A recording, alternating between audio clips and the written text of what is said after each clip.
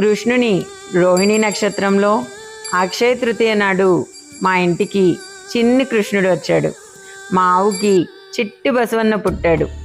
పుడుతూనే నుదుటి మీద కంఠం మీద విభూతి రేఖలతో పుట్టాడు ఈ బసవన్న.